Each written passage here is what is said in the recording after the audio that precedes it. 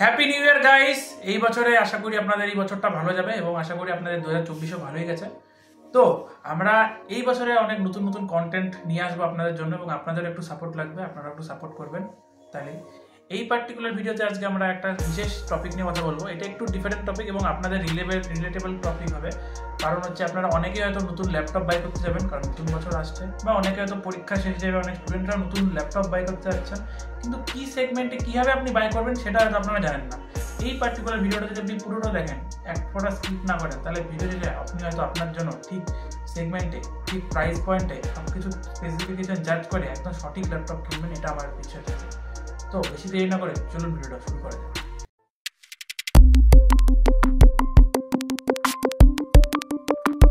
Audio Jungle.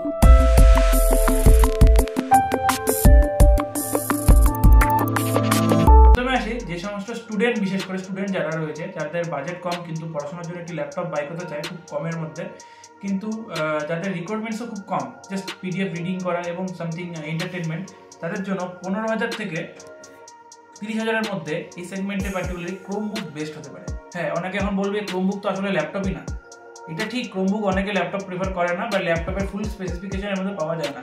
কিন্তু যখন budget কমের মধ্যে আপনি যদি 30,000 টাকায়, যেখানে আপনার হচ্ছে উইন্ডোজ দিচ্ছে আপনাকে, হার্ড ডিস্ক এবং তার সঙ্গে i3 এবং i3 থেকেও আই থিঙ্ক অনেকে পেন্টিয়ামও দেয়, তো তার থেকে আপনি ক্রোমবুক নেন, অনেক বেটার এক্সপিরিয়েন্স পাবেন। এবং ইনফ্যাক্ট অনেকগুলো ক্রোমবুক তো আপনি 30,000 কাছাকাছি গেলে টাচ স্ক্রিনও পর্যন্ত দেয়, আপনি অ্যাজ আ ট্যাবলেট ইউজ করতে পারবেন, অ্যাজ আ কম্পিউটার ইউজ করতে পারবেন, তো আপনার জন্য বেস্ট হবে। এবং তাদের জন্য যারা শুধুমাত্র পিডিএফ দেখবে এবং ক্যাজুয়ালি কখনো মুভি টুভি একটু দেখলো, জাস্ট এদের জন্য, তো এদের জন্য এই প্রাইস পয়েন্টটা খুব বেস্ট হবে। এবং মোবাইল থেকে যখন আপনি এই ক্রোমবুকে শিফট হবেন, তো ইউআইটা সিমিলার, তো আপনাদের অ্যাক্সেস করতে সুবিধা হবে এবং মোটামুটি আপনি সব রকম অ্যাপই পেয়ে যাবেন। যেমন আপনার মাইক্রোসফট অফিসের যেমন হচ্ছে অ্যান্ড্রয়েড ভার্সন, সেটা আপনি ইনস্টল করে কাজ চালিয়ে দিতে পারবেন। হ্যাঁ, একটু অসুবিধা হবে, বাট আপনি 97-80% কাজ আপনার হয়ে যাবে, বেসিক কাজ। এবার এই পরের সেগমেন্টে যারা চাচ্ছে একটু প্রাইস আছে, তারা উইন্ডোজে আপডেট করতে যাচ্ছেন, তো তাদের জন্য 30-এর উপর, আমি বললাম যেটা 30-এর উপর অনেক ভালো ভালো ল্যাপটপ রয়েছে। কিন্তু এর মধ্যে আপনি দেখবেন অনেক কতগুলো ল্যাপটপ 30-এর কম আছে। যেমন আমি দেখেছিলাম এসারের অ্যাপ্রিক্স লাইট নামে একটা ল্যাপটপ আছে, যেটা হচ্ছে 11 জেনের সঙ্গে আসছে। 11 জেন কোনো সময় নেবেন না এই প্রাইস পয়েন্টে, 4GB র্যাম তো কোনো সময় নেবেন না। 13 জেন মিনিমাম আপনার রিকোয়ারমেন্ট সবার লাগে, যার জন্য আপনি লেনোভো ট্রাই করতে পারেন। লেনোভোর আই থিঙ্ক 32,000-এর মধ্যে একটা ভালো ল্যাপটপ রয়েছে, আমি অবশ্যই দেখিয়ে দেবো। তো আপনি এইরকম ট্রাই করতে পারেন। আপনি এই প্রাইস পয়েন্টে যখন আপনি 32,000 বা 30,000 টাকা খরচ করবেন, মিনিমাম আপনার 8GB র্যাম নেবেন এবং i3 যদি নেন তাহলে মিনিমাম আপনি 13 জেনের উপরে যাবেন, এবং যদি রাইজেন নেন তাহলে অবশ্যই 7-এর সিরিজের উপরে আপনাকে যেতে লাগবে। তাছাড়া কিন্তু এই প্রাইস পয়েন্টে এর থেকে কম আপনি এক্সপেক্ট করবেন না এবং নিয়ে যাওয়ার চেষ্টাও করবেন না। অনেকে যদি পুরোনো ল্যাপটপ বেচতে যায়, আপনার পরবর্তীকালে সমস্যা হবে, কারণ আপডেটস ঠিকঠাক পাবেন না। এবং উইন্ডোজ এখন 11 রয়েছে, এরপরে উইন্ডোজ 12 আসবে, এবং আপনি যদি নিজেকে নিজে আপডেট না করেন তাহলে কিন্তু আপনি পিছিয়ে পড়বেন। হ্যাঁ, এবং এই প্রাইস পয়েন্টে 30,000-এর মধ্যে আপনি বিভিন্ন ক্যাটাগরি পাবেন। হার্ড ডিস্ক অবশ্যই নেবেন না, যদি কোনোখানে ল্যাপটপ দেখেন হার্ড ডিস্ক নেওয়ার চিন্তাই মাথায় আসবেন না। এখনকার দিনে 512GB SSD আপনার অনেক কেপেবল আছে, এবং এখনকার দিনে হার্ড ডিস্ক নিলে আপনি খুবই একটা পাবেন, একটা খুব স্লো এবং ল্যাগি ফিল পাবেন, যেটা আপনার এক্সপিরিয়েন্সকে খুবই খারাপ করবে ফার্স্ট টাইম যদি উইন্ডোজ ইউজ করার চেষ্টা করেন, তাইলে। সো আপনাকে এই তিনটা জিনিস রাখবেন: 8GB RAM, i3 minimum 13 gen বা হচ্ছে রাইজেন 3 যদি নেন তাহলে মিনিমাম 7 সিরিজের, এবং তার সঙ্গে রাখবে যদি SSD থাকবে। এরপরে আসি আমরা নেক্সট সেগমেন্টে, যেখানে আপনারা একটু মোটামুটি যাদের একটু বাজেট রয়েছে, যারা একটু গ্রাফিক্স কার্ড চায়, মানে একটু নর্মাল ইয়ের সঙ্গে একটু এন্টারটেনমেন্টের সঙ্গে হালকা পাতলা গেমিং, তারা এখনকার দিনে GTX নেবেন না। ইয়েস, সেম আপনি GTX এর প্রাইস পয়েন্ট আপনি RTX 2050 পাবেন। বলতে পারেন NVIDIA GTX কে রিপ্লেস করছে RTX দিয়ে, ঠিক আছে।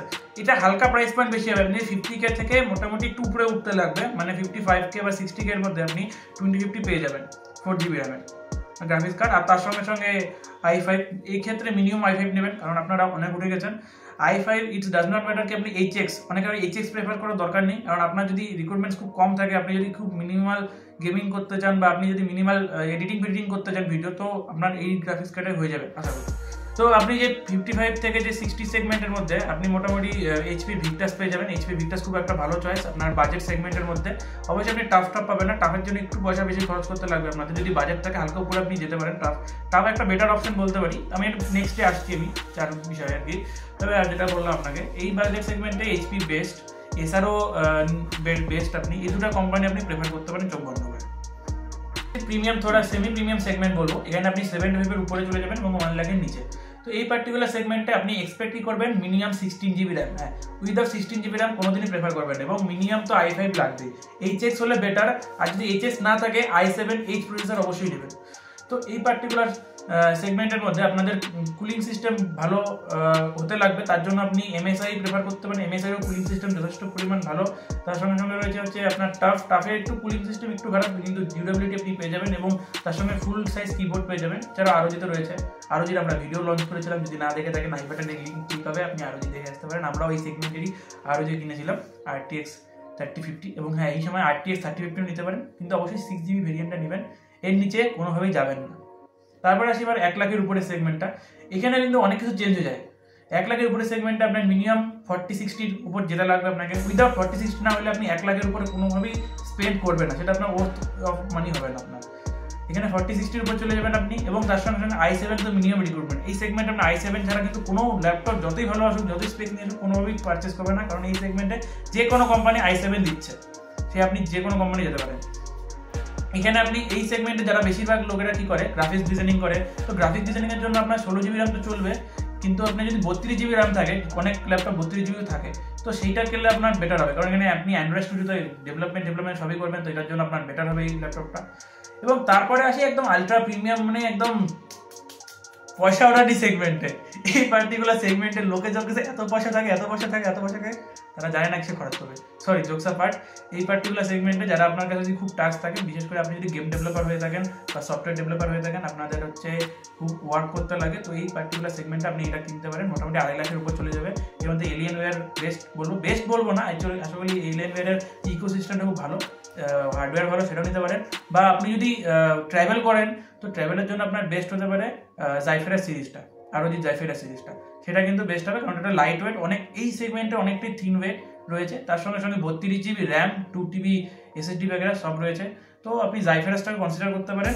এবং যদি আপনি এই সেগমেন্টে গেমিংও নিতে চান, তাহলে আপনার তো স্টিক্স কার্ডটা রয়েছেই, সেটাও আপনি চুজ করতে পারেন, এবং তার সঙ্গে সঙ্গে MSI রয়েছে। তবে এই সেগমেন্টে আমি বলবো এই কয়েকটা ব্র্যান্ডের মধ্যে চুজ করবেন, টাফ তো অবশ্যই চুজ করবেন না, টাফ আশা করি এই ব্র্যান্ডের এই সেগমেন্টে আসবেও না 2.5 লাখের মধ্যে।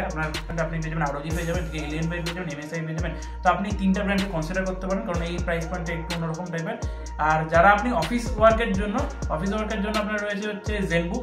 আপনার এটা একটু ডিফারেন্ট টার্গেট, আপনার এরকমই প্রাইস পয়েন্ট লাগে, কিন্তু কোনো ডেডিকেটেড গ্রাফিক্স কার্ড থাকে না, একদম থিন, মানে একদম পাতলা ল্যাপটপ থাকে, তারা এটাকে ইউজ করতে পারে।